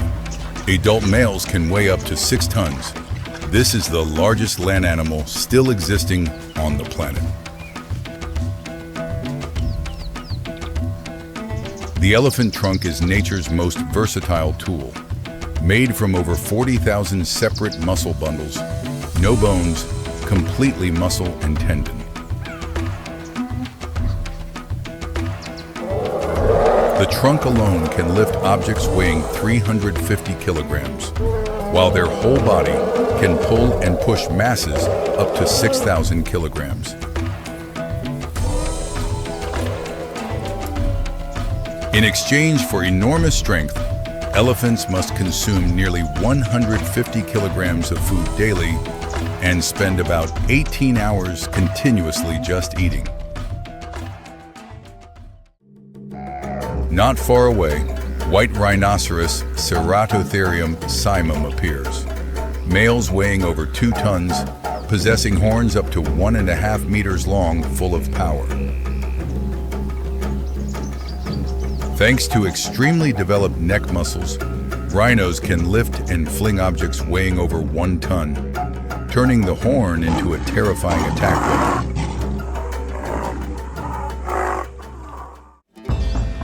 But there's one species whose strength isn't measured by lifting ability. It's measured by pressure.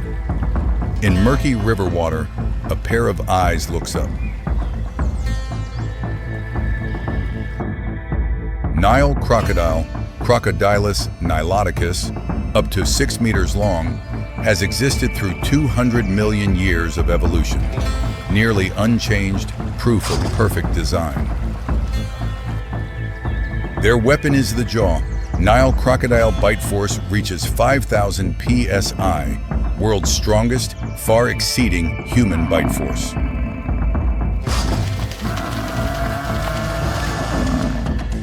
When attacking, crocodile jaw-closing muscles contract with tremendous strength, enough to crush buffalo bones or hold tight until drowning. Ironically, crocodile jaw-opening muscles are very weak, to the extent an adult human can hold their mouth shut with bare hands.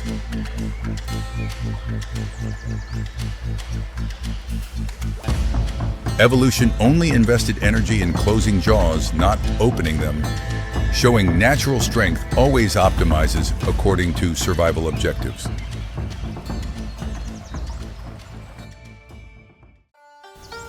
Every strength has its own price.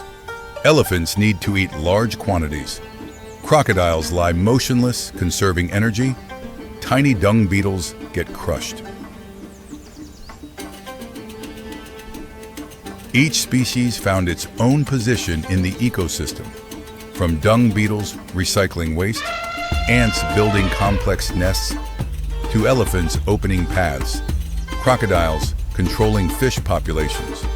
In 2026, these species face harsh challenges from climate change, habitat loss, and illegal hunting.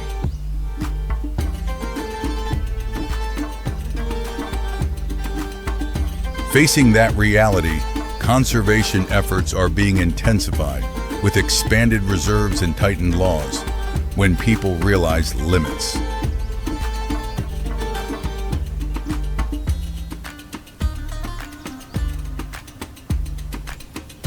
Strength doesn't lie in conquering nature, but in understanding and respect when each species, large or small, all have irreplaceable roles.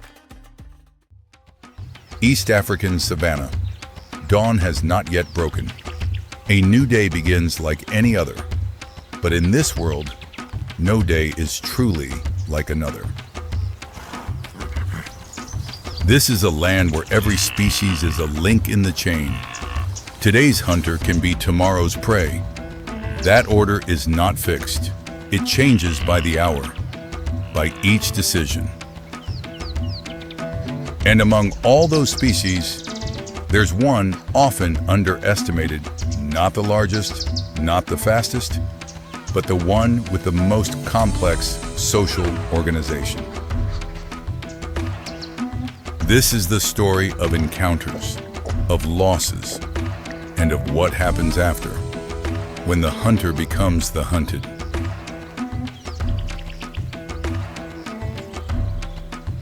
Baboons. The largest primate in southern Africa, adult males weigh 25 to 45 kilograms. Canines up to 5 centimeters long, longer than lion canines, proportionate to body size. Baboon troops can reach 200 individuals. Within the troop, there's clear hierarchy. Large males protect the outer ring. Females and young stay at the center. They're omnivorous, from fruits and roots to insects and small reptiles, even newborn antelope when opportunity arises. This flexibility helps them survive many challenges. But in their habitat, every foraging day carries risk. Tall trees, open grassland, riverbanks, each terrain has its own predators. Morning. The troop spreads out foraging near sparse acacia woodland. A young male, about 3 years old, separates from the group, chasing prey by instinct. Not far away, a leopard has spotted the young baboon, the most perfect hunter in Africa in terms of stealth and terrain versatility. Leopards don't move, make no sound. They can lie motionless for hours, waiting for prey to come within striking range.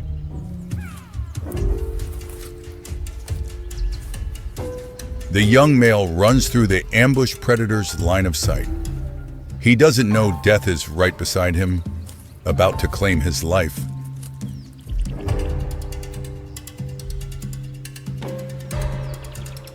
A leap erupts.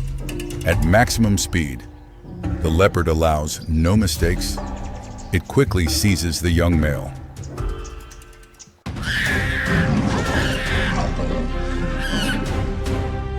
The baboon can't react.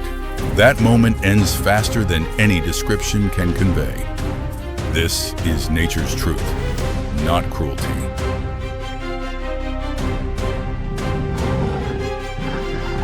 But the baboon troop isn't far. And in baboon troops, every call carries information. The alarm call, leopard attacking.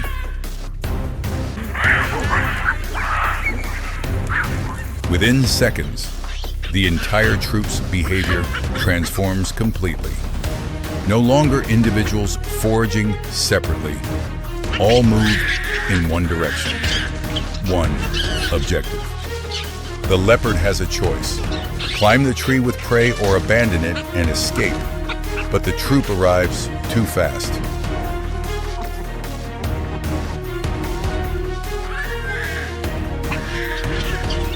Large males weighing 40 kilograms, 5-centimeter canines, and most important of all, they come together.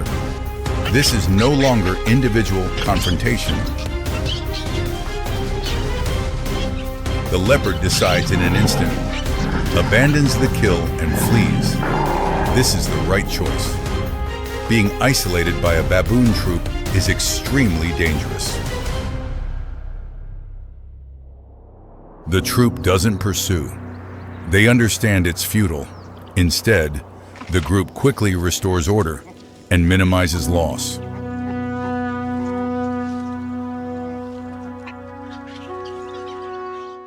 Days later, another threat, another species, lions.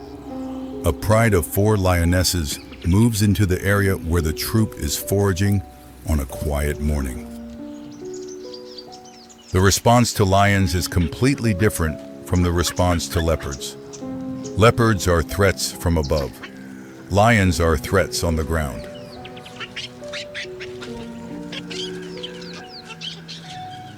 From above, the troop observes. They call loudly so the lions know they've been detected. In the hunting world, losing the element of surprise means losing the greatest advantage. The lion pride passes without stopping. To lions, baboons and trees aren't priority targets, but young ones on the ground are different.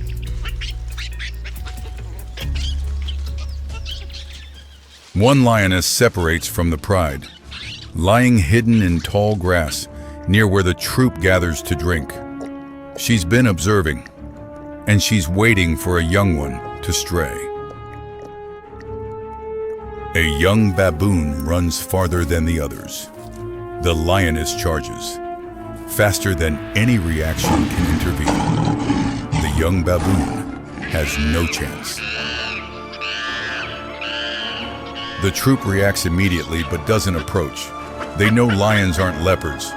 A lion's strength and speed on the ground don't allow that.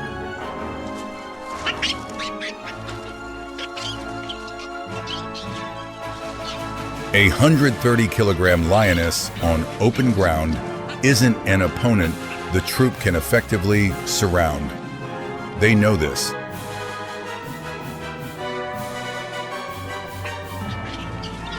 But baboons don't forget. Research documents that this species can remember individuals of other species, especially those that have harmed the troop.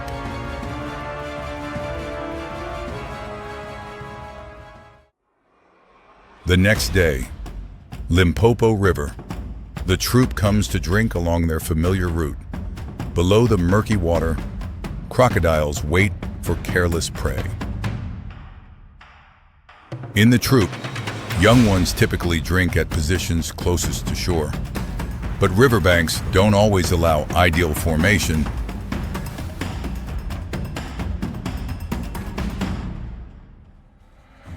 A young baboon bends to drink. In an instant, the water erupts. No warning, no prior sound. A technique refined over millions of years. No chance for the young baboon. Nile crocodiles with bite force around 5,000 psi and reflexes under 0.1 seconds leave no gap. The troop remains at the water's edge. A few males just watch and roar. That behavior doesn't change the outcome, but shows social structure doesn't easily dissolve after loss. Then they leave. Order is re-established in heavy silence. Ahead still lies grassland, where risk and opportunity always coexist. A week later, the lioness pride returns, bringing 2 cubs about 6 weeks old. When the mothers leave to hunt, the 2 lie beneath low tree cover. Baboons discover this before we realize, from the tree branches, the lion mothers have gone far. 2 lion cubs lie alone. What follows is neither pure predation nor defense. Researchers call it redirected accumulated aggression, a complex social response. A male baboon picks up the lion cub, not frantically, just carries it and gradually climbs higher. The cub is completely helpless in this situation. At that height, the lion cub cannot survive a fall. A 6-week-old skeletal system isn't strong enough to withstand impact from over 15 meters. The lion mother returns quickly, roaring beneath the canopy, but climbing isn't her capability. Vertical distance is an absolute limit. The male baboon looks down and releases his grip, a behavior documented in primate studies in South Africa as a form of redirected accumulated aggression. He leaves by another route, not looking back. The troop regroups and continues moving. No ceremony, only cold continuation.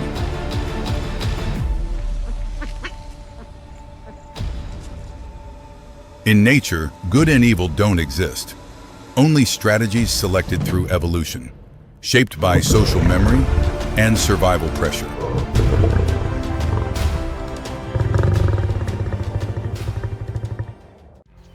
Chakma baboons still maintain large populations, but shrinking habitat and increasing urban conflict pose new challenges. When dusk falls, they climb the tallest acacia trees, choosing height as their shield. Tomorrow repeats, like every survival cycle.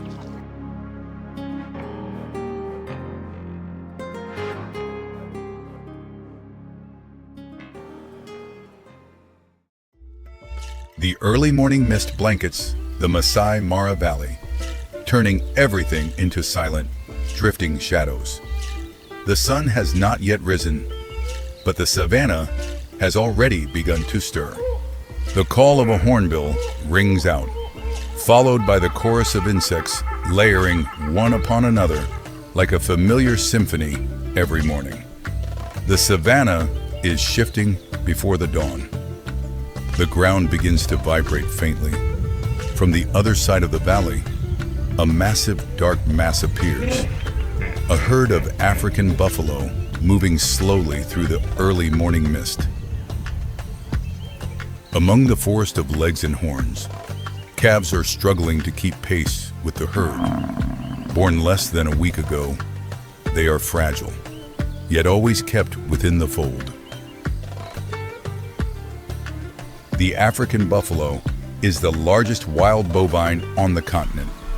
A fully grown adult can weigh up to 900 kilograms, and the fused horns at the top of the head form a hard shield, making them a formidable opponent. They live in large herds of several dozen to several hundred, constantly on the move in search of grass and water. The strength of a buffalo herd together is nearly impenetrable.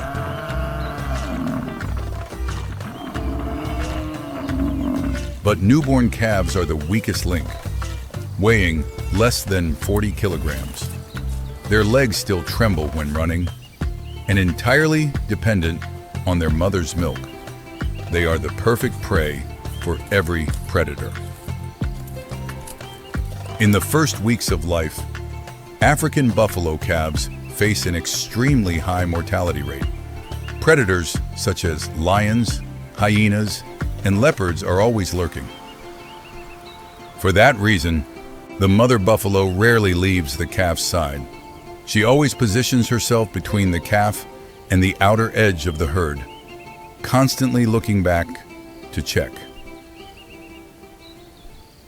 This morning, the herd is heading toward the Mara River to drink. It is a familiar journey, but never a safe one, especially for the calves. And the buffalo herd is not the only group moving toward the river this morning. On the high ridge to the east, rounded ears are pricked upright, and amber eyes are tracking every step of the herd.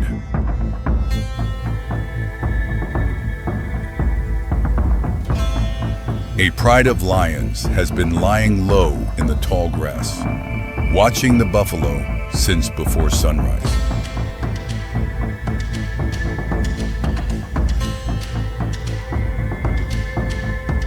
To understand the tactic, one must know that lions rarely attack adult buffalo if a better option exists. Their target is always the weakest individual in the herd. The lion is the only big cat that hunts in groups. When facing African buffalo, they create panic to fracture the herd, then isolate any calf that falls behind. The jaws and claws of a lion can bring down prey, but the horns of a buffalo can also pierce a lion's abdomen in a single charge. This is a game where both sides can pay with their lives.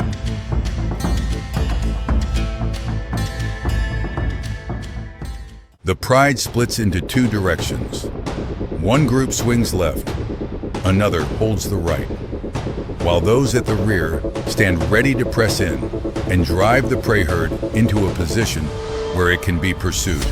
The buffalo herd continues grazing calmly, unaware of the danger, but an old bull standing at the edge of the herd suddenly raises his head.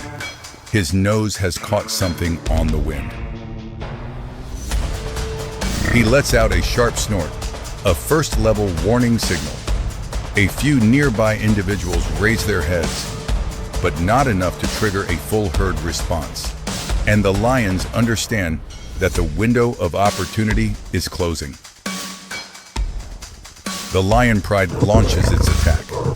4 subadults charge straight into the edge of the buffalo herd with a thunderous roar. The goal is not to kill, but to create chaos.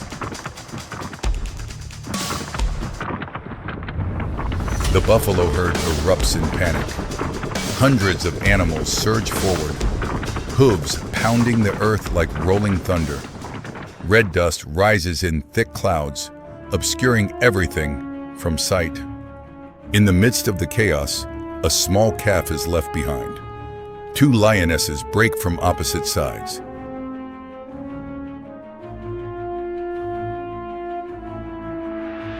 One lioness seizes the calf's hindquarters and drags it down. The other leaps onto its back and pins it. A piercing cry rings out, not only from pain, but as a distress call. The mother buffalo turns back first. She charges against the flow of the fleeing herd, horns lowered, eyes blazing red. Alone, she drives straight into the lioness, pinning her calf to the ground. The first charge hurls one lioness off. The other is forced to release the calf and back away. The mother buffalo stands in front of her calf, breathing hard, full of menace.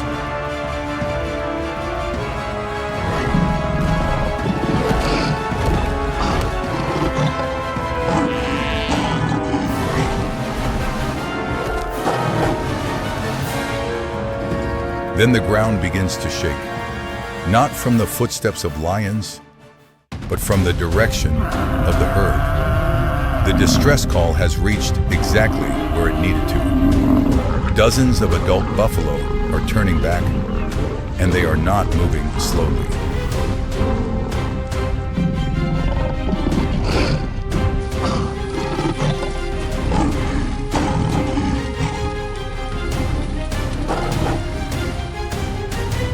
The herd descends like a flood. 20, 30, then 40 individuals form a line, horns lowered, turning the grassland into an unstoppable force. The lion pride immediately recognizes that the situation has reversed. From attackers, they have become the targets of the buffalo herd. The herd encircles the area. They form a ring around the mother and calf, horns pointing outward in every direction, creating a defensive wall with no gaps. The lioness is sent rolling, lying there panting. She is not badly injured, but hurt enough to understand that the hunt is over.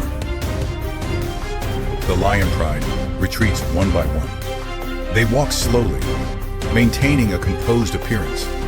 But in reality, they have lost all control of the situation. Today, the feast does not belong to them. The buffalo herd holds its formation for a few more minutes.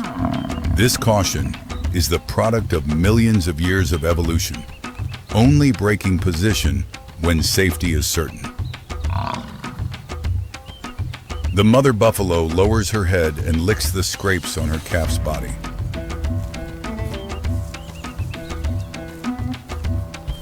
When the danger has passed, the African buffalo herd continues its journey toward the Masai Mara. The calf is placed at the center, surrounded by multiple adults. The entire herd slows its pace to match the short steps of the young one. That is the price of protection, sacrificing speed to keep every member whole. In the distance, the lion pride rests in the shade of a tree. They will return tomorrow, for the cycle of hunting never stops.